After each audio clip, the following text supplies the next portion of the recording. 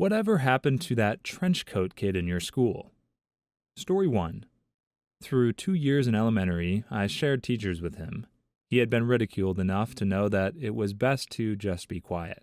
But I don't believe I ever witnessed him be physically bullied. When nobody would partner with him for our 5th grade science fair, I ended up with him as my partner. We had to pick a project, and we had to work on it outside of school. I asked him if I could come to his house, since it was on the way to mine after school. He told me that he wasn't allowed to have people over, so that we'd have to go to the library. For the most part, he wasn't terrible to work with, once I got used to the smell. We got our project done, and as I recall, we got an A. And after that, we became friendly, I guess you would call it. Actually being his friend would have been social seppuku, but I did walk the same way home as him, so we'd have a few minutes to chat after school, and this continued for the rest of 5th grade.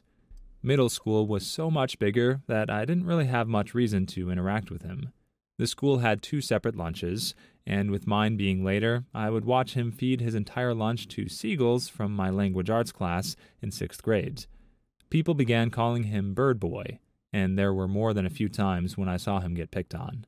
A lot of those same bullies picked on me, so I wasn't in a position to help. It just felt like part of middle school life. In 8th grade, he started wearing Confederate Army costumes, for lack of a better description, and had the Confederate flag sewn onto his backpack. It was the first time I had seen it outside of Dukes of Hazzard reruns. The good news was that by the time middle school was over in 1994, he had found what were either friends or just a group of individuals who shared in the misery of being completely alienated. I didn't know the term emo back then, but they were non-affectionately referred to as the crap pack. High school was upon us, and it was the blending of the 4 local middle schools. It was a great opportunity to start over, and I took advantage of it. I was actually one of the cool kids after growing into my ears and face over the summer, and for the first time since kindergarten, I looked forward to going to school. The only crossover I had with this kid was that we were both in drama club. I think he joined drama and Future Farmers of America just to be ironic. While participating in drama club, he never seemed to really focus, and just talked about how much he loved his great leader, Satan. Any kind of improv we would do would just end with him, in his trench coat, grabbing his wrist as if to keep his hand from attacking his face.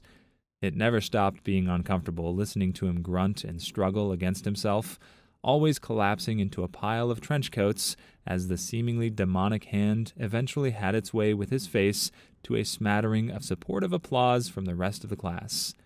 With his new emo crew, he was mostly left alone. It probably didn't hurt that he had also grown to be around 6'2" and weighed 250 pounds at least.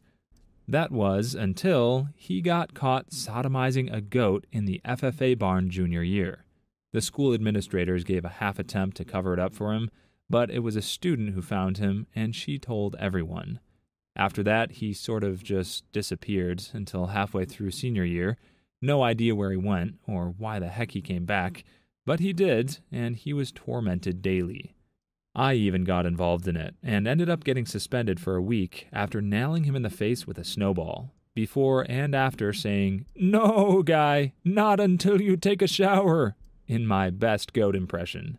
Shortly after this, he was investigated for molesting a young cousin, and I never saw him again. A few years later, he was convicted of graping and red-rumming a 7-year-old boy and is currently serving life in prison. Well, this is uncomfortable.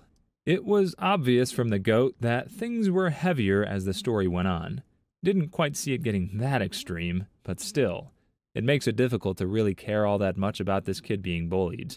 Sure, bullying is wrong. I guess you could argue that nobody deserves it. I'm sure when attempting to defend himself after everything that happened, he even blamed his actions on the bullying, saying it affected him in some way that just makes a guy have to go and bang a goat. But sometimes, the kids who get bullied are just weird, or quiet, or different. They appear dangerous. It's hard to get too angry at the people doing what they can to keep those people down. Story 2. Throwaway time. I was the trenchcoat kid at my high school. I was super creative and really into fantasy horror. At one point, I was drawing my own graphic novel about werewolves taking over a high school. I'm old, and this was before Twilight. It was social commentary and meant to be funny. But this was circa Columbine, and my principal had the biggest savior complex I've ever seen out in the wilds.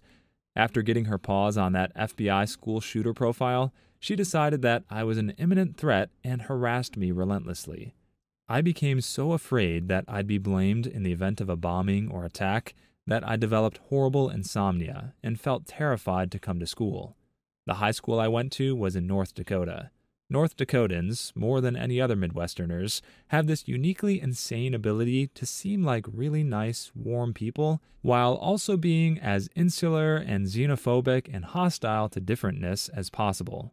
I was new, I was different, and that was not okay. Keep in mind that I was quiet as frick and spent all my free time either in the library writing stories or in the art room making comics. The other kids were boning one another and getting pregnant, doing drugs, driving drunk, bragging about poaching deer, and worse. Yet I was the problem, and the principal actually called a meeting at one point to try and get me expelled for my disturbing art and writing. They were just werewolves, people. My mom pretty well flipped her lid at that point and demanded to know why the school was harassing her kid when I was just putting stuff on paper and not acting on it like so many other kids were doing right under her nose. My mom pretty well shut that principal down, and she left me alone after that. I could not have been luckier to have my mom as my mom. As soon as I got out of there, my life improved so much for the better, especially when I went to college. The things people singled me out for abuse and harassment in high school suddenly made me okay, almost cool. I got my BA and my MFA, and now I make a pretty decent living doing what I love. I still love some werewolves, and recently got paid almost $1,000 for a painting of one I did. I'm also an attractive, professional-looking woman, and you would never ever guess that I was the Trenchcoat Kid. Story 3. I was actually friends with a Trenchcoat Kid, whose name was Trenchcoat, insert his real first name here. His future seemed uncertain back then. He used to make his own LSD, apparently something he believed was LSA. I have to say, though, one of the kindest and most genuine people I've ever met. He really helped me out during a tough time, and was the only guy during that time to offer to help me without also harassing me. I stopped hanging out with him because one day he admitted to me that he's a necrophiliac, which was weird, but whatever. Then the next day he said something along the lines of, "To heck with my fantasies, let's get together and make our own." So I told him I would call him back, and never did. Surprisingly enough, he's in medical school now to be a doctor. Not sure if it's for a genuine interest in medicine, or just the access to fresh cadavers. He's also very creative and is making music. I think this OP probably had the right idea by not calling this guy back. That proposition could have gone one of two ways, and neither of them is pretty. Either he was going to use her to live out his necro fantasies, which sounds like a pretty dangerous position to put yourself in, or he was hoping they'd dig up a body together and tag team the thing, which sounds like a pretty illegal position to put yourself in. It's definitely not worth it either way. In any case, while I obviously had the same thought, I really hope he didn't go into medicine for the bodies. That's the kind of thing that could be fatal if he's letting people pass on the table just so they'll have another fresh one. It's kind of weird to present that possibility and then end with a line about his music career. Given everything else, his music is not a primary concern. Please like and subscribe if you've made it this far. I hope you'll enjoy the rest of this video and have a wonderful day. Story 4. This was pre-Columbine, but there was this weird kid in our very small private high school, 400 kids total. I believe he was autistic, but I had no exposure to him. We were using the track system, which kept all of us very stuck in the same 20 people groups, so I didn't have any classes with him. I was a scholarship kid on the AP track. I think he was on the slow track. My best friend, middle track, may have had some classes with him. Every single day at lunch, she would put her things down at our table, then go talk to him. He sat alone behind us. One day I asked her, "Why do you have these daily conversations with him?" She said, "See that paper in his hands? It is a hit list, and I am determined not to be on it." Didn't take it seriously. Now I wonder, was he really planning something? And what happened to him? My heart breaks for him, but I also wonder if he ever did anything. Not at school, but maybe later in life. Wish I could remember his last name. Story 5. He tried to make money by setting up a bike chop shop. Then he tried to make money by creating an underground rooster fighting league. Then he tried to make money by buying and selling cars at auctions. He actually made some money this time and managed to fund himself through university. Halfway through, his parents won the lottery. The dad tried to take the money and run, but he was stopped and the assets frozen. Trenchcoat kid graduates/drops out of university, who even knows, and tries to get some of the lottery money himself. He didn't get any because his family all seemed to hate each other.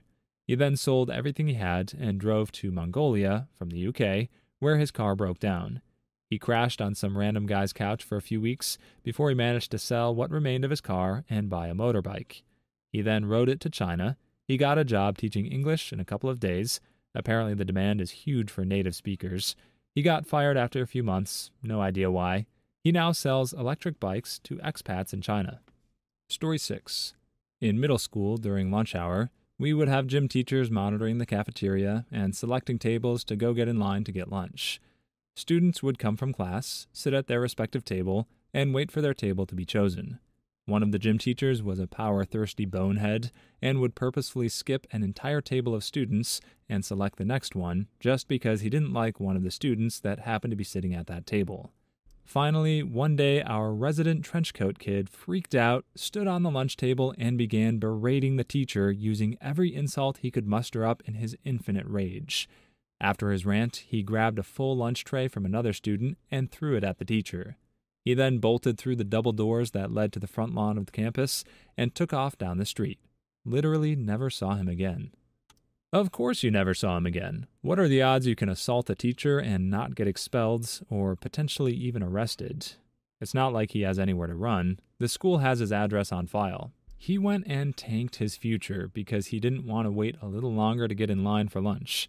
I get that the teacher was a jerk, but somebody was going to have to be last in line no matter how the groups were chosen. Sometimes making a stand really isn't necessary or courageous.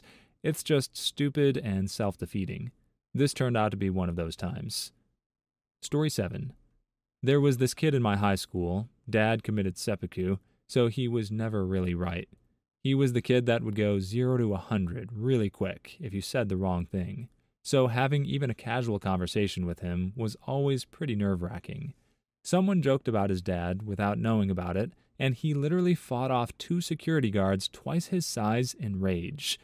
He also blocked a door to keep his class from leaving with a knife after the class bell rang because no one remembered or knew it was his birthday. Anyway, one of our friends accidentally found him on social media a few years after we graduated. He goes by a different name now and is a she, long hair, dress, and all in the photos. Don't really know much more than that, but it was definitely a weird experience seeing that. Story 8. There was a guy at my high school by the nickname of Grungy who had a mohawk, went across the street to smoke his cigarettes, mumbled most of what he spoke to anybody. I didn't really interact with him at all, but when I was older, I met a guy who asked what high school I went to. When I told him, he asked, "Did you know Grungy?" I told him I knew of him, but that was it. Apparently, they were really good friends, but Grungy passed away of some heart condition a year or so ago before that. From the stories he told me about him, he was a pretty nice guy. Story 9. He got in huge trouble with the librarian. He checked out a large book, one of those look at the inside of planes/ships type encyclopedias, very oversized. He would read it every day on the bus. Not that weird, especially since he was the weird kid. Turns out he was using the large book so he could read Playboy on the bus every day. They found out because he left the magazine in when he returned it. He got suspended and ended up changing schools. Unrelated, his parents needed to move for work. Story 10. I was the kid who wanted a trench coat but couldn't find one at Goodwill, only place I could get my clothes. So I got the closest thing I could find, like a big black denim coat with tons and tons of pockets. I would keep a little book of Poe's poems in one pocket and an H.P. Lovecraft book in another. I normaled up in high school, made a bunch of friends, started going to church, saw a lot of the world, came home, got married, and had a baby. I can't help but notice this OP leaves it pretty unclear whether he was actually reading these books or if he just carried them for show. I can sort of get that with the poetry book. I mean, if you know the content pretty well, You could whip it out when a particular poem is relevant to conversation. It's the kind of thing that makes you look more like a Frasier character than a real person. But there might be someone out there who appreciates it.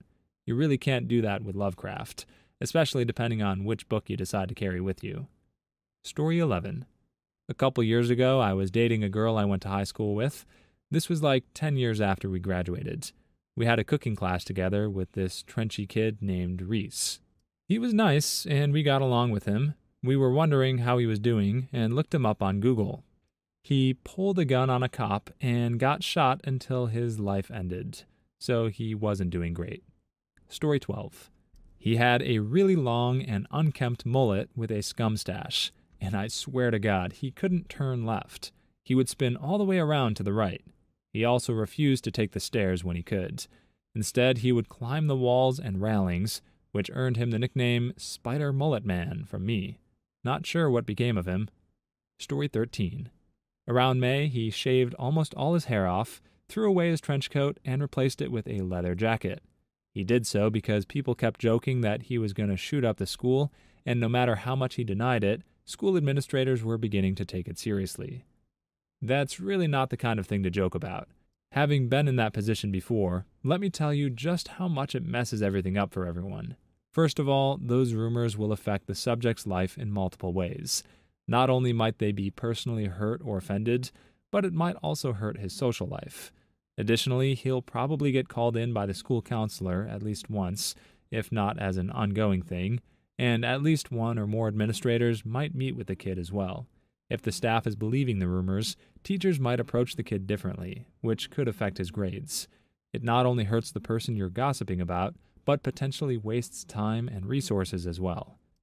Not to mention, school shootings are a real thing. Making light of them is disgusting. Please leave your stories in the comments. I'd love to make a video of them in the future. Also, don't forget to like and subscribe.